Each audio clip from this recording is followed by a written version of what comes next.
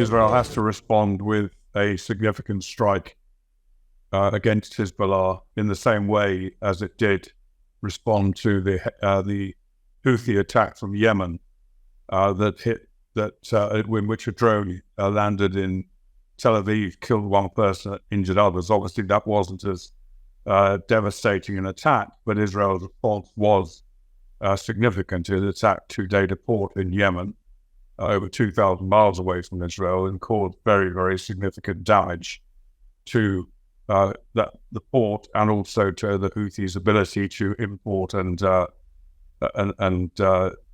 manufacture and to create weaponry that can be used to strike Israel. So I think we can expect perhaps something similar to that. I would not say that Israel has an intention of using this incident to create an intensive war, a full-scale war, shall we say, against Hezbollah in Lebanon. That could develop, of course, things could escalate, but I don't think that's Israel's intention at the moment. There have been inevitably threats coming out of Iran should Israel respond in a significant manner. How do you see the region right now in terms of Iran manipulating its proxies to cause as much havoc as possible to Israel? Well, of course, the seven-front war that Israel is fighting on now, all of Israel's opponents in each of those seven fronts are manipulated, orchestrated, armed, directed by Iran. And Iran has shown some skill, I suppose you call it, at coordinating actions and using one front to retaliate against actions on another front. And so I think we could well see some kind of response from some of Iran's proxies. I would doubt, unless this does escalate into a full-scale war in Lebanon against Hezbollah, I would doubt that we're going to see another repetition of the direct Iranian attacks that we saw on the 14th of April against Israel, in which hundreds of missiles and drones were fired. I think Iran learned quite a significant lessons from that. Firstly, that it did not have the capability of severely damaging Israel in that way, because there was very little damage from hundreds of projectiles fired at Israel. And indeed, in retaliation or in response to that, Israel carried out a very, very serious, albeit relatively low-key attack against Isfahan, the most protected part of Iran.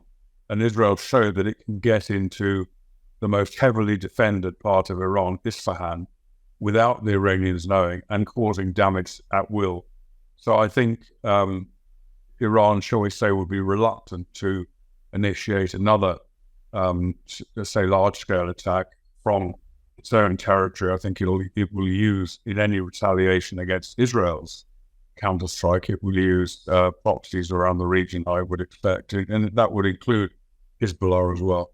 I think certainly the United States and the UK and other allies that will be willing to do so should be ready to carry out defensive action on the part of Israel, as we saw on the 14th of April when Britain, the United States, France, and several Arab countries joined in to help defend Israel. I would expect and hope to see that.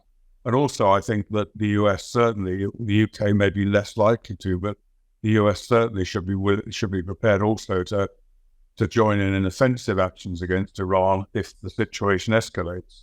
I think one area that we should think about as well is the extent to which the US is now restricting essential munitions from being delivered from the US to Israel. And, Israel depends to a large extent on US munitions. Yet the US, at the time of Israel's greatest need in history, the US is restricting some munitions. That should be stopped. I think, we've got Iran on the one hand providing very sophisticated, modern, advanced weaponry to all of its proxies to attack Israel, and we've got Israel's greatest allies restricting supply of weapons to Israel. And that brings us also to the UK, where the new Labour government is seriously contemplating, I think is likely to announce this week, a restriction on arms supplies to Israel. The UK does not supply much to Israel, but it does supply some significant equipment which Israel needs. And again, this is something that in my view, the Labour government should not do. It's a two-way relationship. We benefit from arms supplies more significantly than they benefit from our arms. That we benefit from arms supplies from Israel. And so, in a way, not only is it failing to support one of our strongest allies, but also shooting ourselves in the foot in case Israel responds in kind by not supplying some of the military equipment that we need. So I think that we've got, on the one hand, we've got an axis led in the Middle East by Iran, but supported by Russia and China, which threatens not just Israel, but also other allies like Egypt and Jordan, not to mention the trouble that it's caused and the huge problems that it's caused in countries like Lebanon, Syria, and Iraq. But we've got this power, this axis, Iran, China, and Russia threatening us, and we are really holding back. Out of domestic political concerns, some of the anti-Israel propaganda, which we see daily in the media, from international organizations, from the UN, on university campuses, which intentionally lie and distort the truth of Israel, which in some ways influences our political leaders to restrain the support they should be giving to Israel now. Richard, you'll see World War III headlines virtually anywhere you look right now. What would have to happen for things to really spiral out of control and bring in a huge amount of powerful nations into armed conflict? I don't think that's an inevitable scenario. We do already have many nations engaged in this conflict. We've got obviously Israel at the front line, on the forefront, but Israel's showing considerable restraint. For example, in the aftermath of that terrible attack on the Druze children a couple of days ago, killing 12 and wounding many, many more.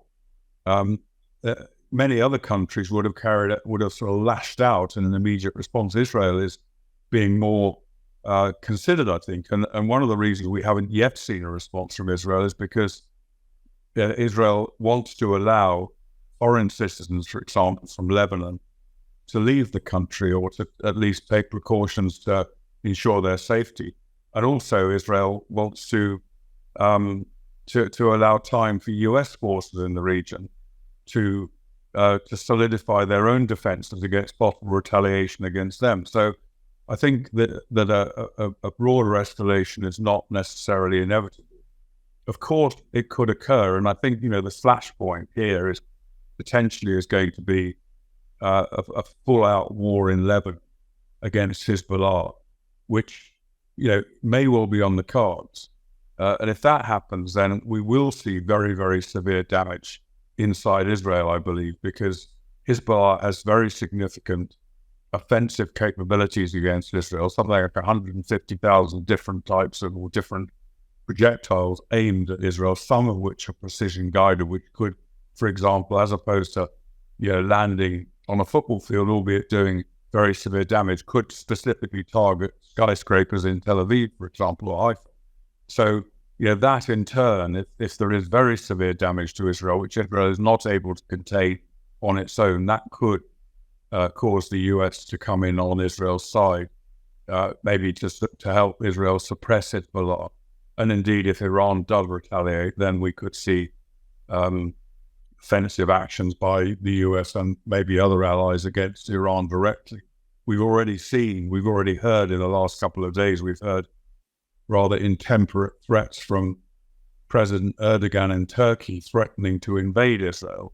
Now, I believe that is probably talk rather than indication of potential reality. But we can't discount it. Erdogan is quite an unpredictable man, so that could maybe bring Turkey in, a NATO member.